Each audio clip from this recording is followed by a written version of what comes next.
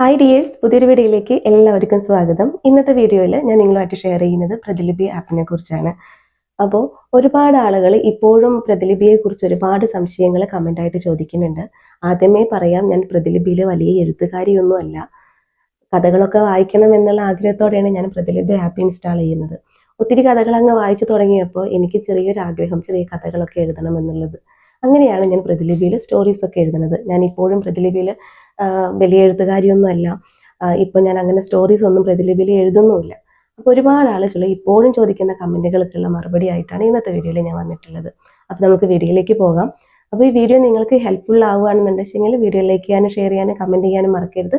കൂട്ടത്തിൽ നമ്മുടെ ചാനലിന് സബ്സ്ക്രൈബ് ചെയ്യാനും മറക്കരുത്. അപ്പോൾ നമുക്ക് വീഡിയോയിലേക്ക് പോകാം. അധികം ആളുകളും ചോദിച്ചിട്ടുള്ള ഒരു കാര്യമാണ്, നമുക്ക് പ്രതിലിപിയിൽ നിന്ന് നല്ലൊരു വരുമാനം കിട്ടുമോ, മാസം നല്ലൊരു വരുമാനം കിട്ടുമോ എന്നുള്ളതൊക്കെ.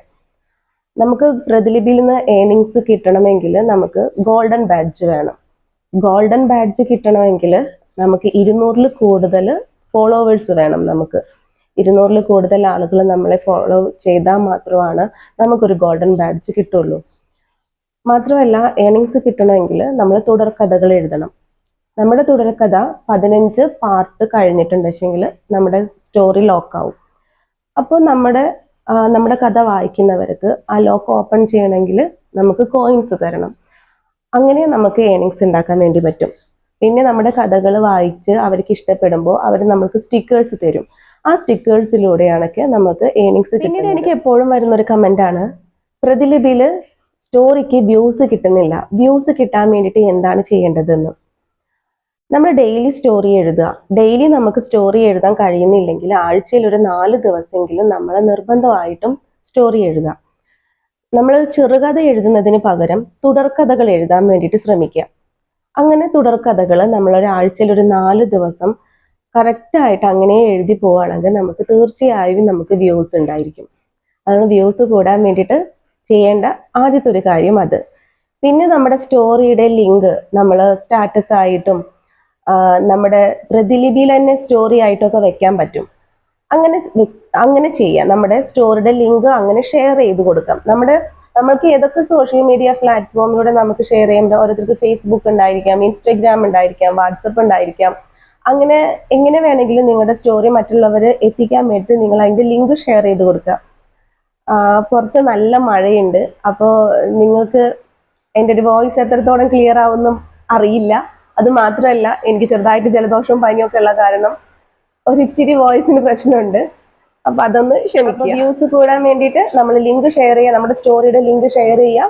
ആഴ്ചയിൽ 4 ദിവസമോ പറ്റുമെങ്കിൽ നിങ്ങൾ ഡെയിലിയും തുടർക്കഥകൾ എഴുതാൻ വേണ്ടി ശ്രമിക്കുക. അങ്ങനെ നമുക്ക് വ്യൂസ് കൂട്ടാൻ വേണ്ടിയിട്ട് പറ്റും. പിന്നീട് വന്നൊരു കമൻ്റാണ്, റീഡിംഗ് ചാലഞ്ചിൽ മുന്നേറിയിരിക്കുന്നു എന്ന മെസ്സേജ് വന്നാൽ പിന്നെ എന്ത് ചെയ്യണം എന്നുള്ളത്. ഇതിനെക്കുറിച്ച് കറക്റ്റായിട്ട് പ്രതിലിപി തന്നെ നമുക്ക് ആൻസർ തരുന്നുണ്ട്. നമുക്ക് അതൊന്ന് ചെക്ക് ചെയ്യാം. പ്രതിലിപി നമുക്ക് 7 ദിവസത്തെ അല്ലെങ്കിൽ 21 ദിവസത്തെ റീഡിംഗ് ചാലഞ്ചുകളാണ് തരുന്നത്. എന്താണ് റീഡിംഗ് ചാലഞ്ച്? കോയിൻസ് നേടാനായി ദിവസവും വായിക്കൂ.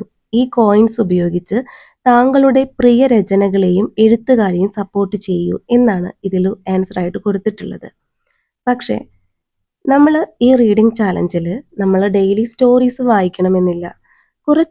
കുറച്ച് മിനിറ്റുകൾ നമ്മൾ പ്രതിലിപി ആപ്പ് ഒന്ന് ഓപ്പൺ ചെയ്താൽ നമ്മൾ ഒരു ദിവസത്തെ റീഡിംഗ് ചാലഞ്ച് കംപ്ലീറ്റ് ആയി. അത്ര മാത്രമേ ഉള്ളൂ. 7 ദിവസത്തെ റീഡിംഗ് ചാലഞ്ച്. നേടൂ കോയിൻസ് 5. ദിവസേന കുറഞ്ഞത് ഒരു രചനയെങ്കിലും 7 ദിവസം വായിച്ച് 5 കോയിനുകൾ റിവാർഡ് നേടൂ. 21 ദിവസത്തെ റീഡിംഗ് ചാലഞ്ച്. ദിവസേന കുറഞ്ഞത് ഒരു രചനയെങ്കിലും 21 ദിവസം വായിച്ച് 20 കോയിനുകൾ റിവാർഡായിട്ട് നേടൂ. 7 ദിവസത്തെ റീഡിംഗ് ചാലഞ്ച് അവസാനിച്ചാൽ നമ്മൾ ഓട്ടോമാറ്റിക്കലി 21 ദിവസത്തെ റീഡിംഗ് ചാലഞ്ചിലേക്ക് മാറും. നമ്മൾക്ക് ഈ റീഡിംഗ് ചാലഞ്ചിലൂടെ നമുക്ക് കിട്ടുന്ന കോയിൻസുകൾ ഒരിക്കലും നമുക്ക് ക്യാഷാക്കി മാറ്റാൻ വേണ്ടിയിട്ട് സാധിക്കില്ല. അത് നമ്മൾ വായിക്കുന്ന രചനകൾക്കോ എഴുത്തുകാർക്കോ അവരെ സപ്പോർട്ട് ചെയ്യാൻ വേണ്ടിയിട്ട് അവർക്ക് നമുക്ക് ഗിഫ്റ്റായിട്ടോ സ്റ്റിക്കേഴ്സൊക്കെ ആയിട്ട് കൊടുക്കാൻ വേണ്ടിയിട്ടാണ് ഈ കോയിൻസുകൾ നമ്മൾ ഉപയോഗിക്കുന്നത്. ഒരു കോയിൻസിൻ്റെ മൂല്യം എന്ന് പറയുന്നത് 50 പൈസയാണ്. ഇനി ഒത്തിരി പേര് ചോദിച്ച ഒരു കമൻ്റാണ്, ചേച്ചി എനിക്ക് കഥ എഴുതിയിട്ട് അതിൻ്റെ അടുത്ത ഭാഗം എഴുതാനുള്ള ഓപ്ഷൻ കിട്ടുന്നില്ല, പുതിയ കഥ എഴുതാനുള്ളതേ കിട്ടുന്നുള്ളൂ, അതെങ്ങനെയാണ് കിട്ടുക എന്നുള്ളത്. ആദ്യം നമ്മുടെ പ്രതിലിപി ആപ്പ് അപ്ഡേറ്റ് ആണോ എന്നൊന്ന് നോക്കുക. എന്നിട്ടും ഇങ്ങനെയാണ് വരുന്നതെങ്കിൽ എങ്ങനെയാണ് അടുത്ത ഭാഗം പ്രസിദ്ധീകരിക്കുക എന്നുള്ളത് എൻ്റെ പേജിൽ, എൻ്റെ പ്രതിലിപി ആപ്പിൽ വരുന്നത് എങ്ങനെയാണെന്നുള്ളത് ഞാൻ കാണിച്ചു തരാം. പ്രതിലിപി ആപ്പ് ഓപ്പൺ ചെയ്യുമ്പോൾ നമ്മുടെ പേജ് ഇങ്ങനെയായിരിക്കും. താഴെ ഹോം, ലൈബ്രറി, എഴുതൂ. ആ എഴുതൂ എന്നുള്ള ഓപ്ഷനിൽ നമ്മളൊന്ന് ക്ലിക്ക് ചെയ്യുക. അതിൽ ക്ലിക്ക് ചെയ്ത് കഴിഞ്ഞാൽ പുതിയ രചന ചേർക്കൂ. അതിൽ നമുക്ക് പുതിയതായിട്ടൊരു കഥ ചേർക്കാൻ വേണ്ടിയിട്ടാണ്. ഡ്രാഫ്റ്റുകൾ നമ്മൾ എഴുതി കഴിഞ്ഞ് പോസ്റ്റൊക്കെ ചെയ്തിട്ട് നമുക്കത് ഇനി വേണ്ട, നമ്മളത് ഡിലീറ്റ് ചെയ്യാം. അല്ലെങ്കിൽ അതിൽ നമ്മൾ ആ പോസ്റ്റ് ചെയ്തിരുന്ന് കളഞ്ഞ സ്റ്റോറീസൊക്കെ നമുക്ക് ഡ്രാഫ്റ്റിൽ പോയിട്ട് കിടക്കാം. ഞാൻ 73ഓളം സ്റ്റോറീസ് എൻ്റെ ഡ്രാഫ്റ്റിൽ കിടക്കുന്നുണ്ട്. ഞാൻ പറഞ്ഞില്ല, ഞാനിപ്പോൾ സ്റ്റോറീസൊന്നും അധികമായിട്ട് എഴുതാറില്ല. പിന്നെ അതിനടിയിൽ പ്രസിദ്ധീകരിച്ച രചനകൾ 18 എന്ന്, ഇപ്പോൾ പ്രസിദ്ധീകരിച്ച രചനകൾ 18 എന്ന് പറഞ്ഞിട്ട് കിടക്കുന്നുണ്ട്. അതിന് താഴെ ഇങ്ങനെ 18 രചനകളോളം പ്രസിദ്ധീകരിച്ചതുണ്ട്. അതിലൊരു പുസ്തകത്തിൻ്റെ കഥ എന്ന് പറഞ്ഞിട്ടൊരു സ്റ്റോറി കണ്ടില്ലേ? ആ ഒരു സ്റ്റോറിയുടെ അടുത്ത ഭാഗമാണ് നമുക്ക് ചേർക്കേണ്ടത് എങ്കിൽ ആ പുസ്തകത്തിൻ്റെ കഥ എന്നുള്ളതിലൊന്ന് ക്ലിക്ക് ചെയ്യുക. നമ്മൾ അതിൽ ക്ലിക്ക് ചെയ്ത് കഴിഞ്ഞാൽ ഇതുപോലൊരു പേജിലെത്തും. അപ്പം നമ്മൾ എന്നാണ് ആ കഥ എഴുതിയതെന്നും അതിനെക്കുറിച്ചുള്ള ഫുൾ ഡീറ്റെയിൽ നമുക്ക് കാണാൻ വേണ്ടിയിട്ട് കഴിയും. ആ പേജിന് താഴെയായിട്ട് അടുത്ത ഭാഗം ചേർക്കൂ എന്നുള്ളത് കാണാം. അടുത്ത ഭാഗം ചേർക്കൂ എന്ന ആ ഒരു ഭാഗത്തൊന്ന് ക്ലിക്ക് ചെയ്ത് കഴിഞ്ഞാൽ നമ്മൾ മറ്റൊരു പേജിലേക്ക് എത്തും.